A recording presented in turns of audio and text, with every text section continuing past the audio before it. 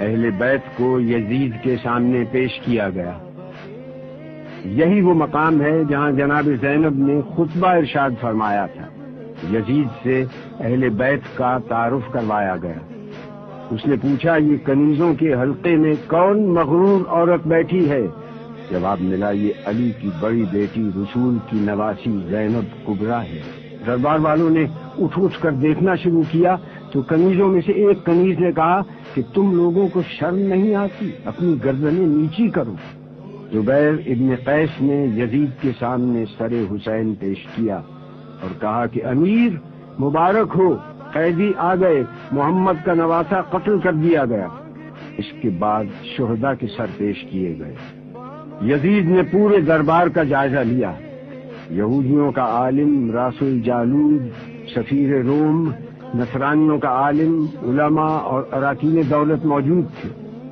اس نے سورہ آل عمران سے اس آیت کو پڑھا، خدا جس کو چاہتا ہے ملک دیتا ہے اور جس سے چاہتا ہے ملک لے لیتا ہے، جس کو چاہتا ہے عزت دیتا ہے، جس کو چاہتا ہے ذلت دیتا ہے۔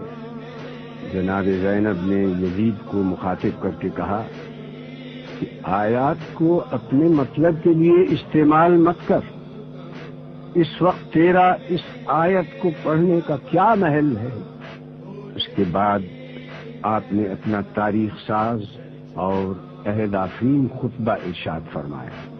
شروع کرتی ہوں اللہ کے نام سے جو رحمان و رحیم ہے۔ ساری تعریف عالمین کے رب کے لیے ہے۔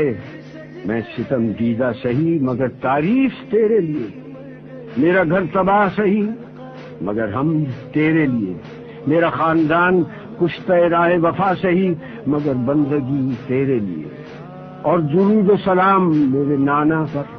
آپ نے جیسے ہی خطبے کا آغاز کیا، دربار والوں نے پہچان لیا کہ جس بات کو چھپایا جا رہا تھا اب وہ بات آشکار ہو گئی۔ ہر طرف سرگوشیاں شروع ہو گئی۔ ہاں، برا انجام ہے ان لوگوں کا جو اللہ کی آیتوں کی تکذیب کریں اور جو اللہ کی آیتوں کا مذاق اڑائیں۔ کیوں یزید، تو نے اللہ کے قول کو بھلا دیا؟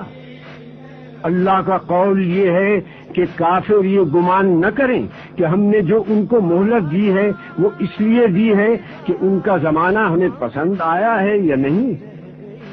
یہ مہلت اس لیے ہے کہ وہ گناہ پر گناہ کیے جائیں تاکہ عذاب زیادہ ہو۔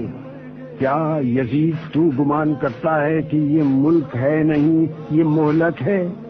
کیا تو یہ سمجھتا ہے کہ تیری یہ حکومت ہے، تیرا اقتدار ہے اور ہمارے لیے کوئی راہ نہیں، اور تو نے ہم کو در بدر پھرا کر اپنے جبروت کا اعلان کیا؟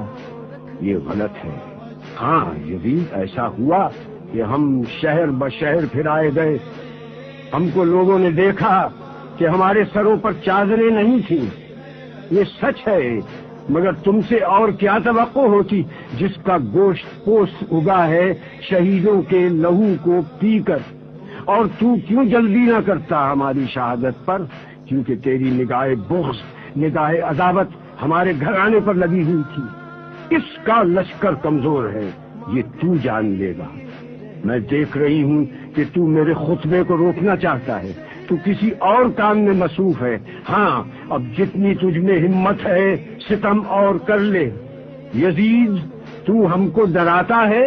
اس کی قسم جس نے ہمارے گھرانے میں نبوت دی، اس کی قسم جس نے ہم کو کتاب سے سرفراز کیا، تو ہمارے مقصد کو پا نہ سکا، اب تو ہمارے ذکر کو قیامت تک نہ مٹا سکے گا۔ تو یہ نہ بتلا سکے گا کہ آل محمد کس غرض کے لیے قربانی دے رہے تھے۔ اب تیری رائے میں فتور آ چکا ہے، تیرے دن گنتی کے رہ گئے، اب تیرا مجمع منتشر ہونے والا ہے۔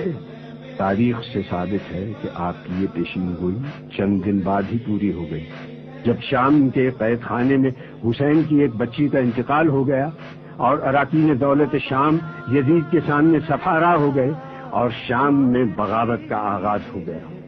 میں دعا کرتی ہوں اللہ سے کہ جس نے ہم کو سعادت و شہادت عطا کی، اسی طرح سے ہم کو وراثت ارضی نصیب ہو، اسی طرح سے ہم کو خلافت ارضی بھی ملے، اور اسی طرح سے ہم اس کی بندگی میں کامیاب رہے۔ جناب زینب کا خطبہ اس آیت پر ختم ہوا جس کی ابتدا میں تلاوت کی گئی، جس کا ترجمہ ہے کہ اللہ ہی ہمارے لیے کافی ہے، وہی ہمارا سہارا ہے۔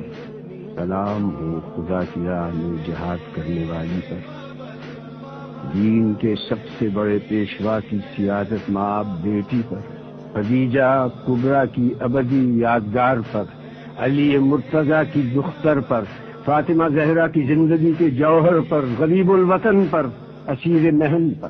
آپ کی خدمت